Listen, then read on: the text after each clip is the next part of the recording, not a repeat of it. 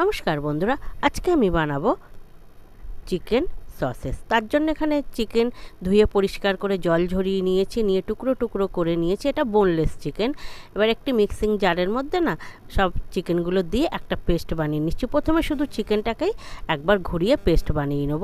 এরপরে কিছু উপকরণ এতে মেশাবো, যেগুলো মেশানোর পরে না এটা আরও সুন্দর হয়ে যাবে। দিচ্ছি পরিমাণ মতো লবণ, 1 চামচ চিলি ফ্লেক্স, 1 চামচ গোলমরিচের গুঁড়ো, আর আদা রসুন বাটা, 1 চামচ কর্নফ্লাওয়ার দিচ্ছি। আর দিচ্ছি এর মধ্যে একটা ডিম ভেঙে।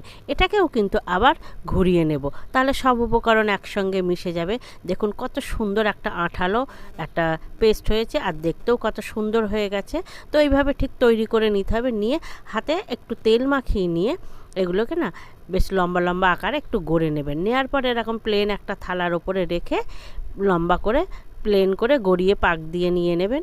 নিয়ে এবার এটাকে না এইভাবে না এর মধ্যে একটা ফয়েল পেপার নিতে হবে। ফয়েল পেপারে বেশ সুন্দর করে র্যাপ করতে হবে, যেন এর ভিতরে হাওয়া টাওয়া না থাকে, বেশ সুন্দর হয়।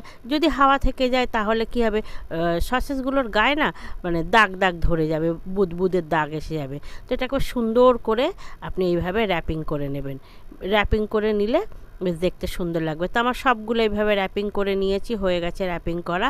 এর মধ্যে এবারে আমি কড়াইতে জল বসিয়ে দিয়েছি। জলটা কিন্তু ফুটে এসছে। এর মধ্যে সব আমি সসেসগুলো দিয়ে দিয়েছি। দিয়ে এটাকে বেশি না 15 মিনিট মতন আমি খুব ভালো করে ফুটিয়ে নেব। 15 মিনিট পরে দেখাচ্ছি। দেখুন কত সুন্দর টাইট হয়ে গেছে, এগুলো সব কুক হয়ে গেছে ভিতর থেকে।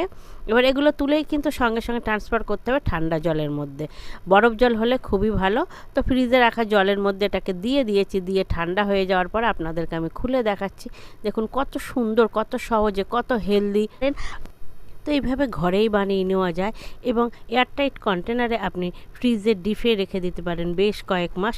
খুব ভালো থাকবে এই সসেসগুলো। তো এইভাবেই বানাবেন আপনার।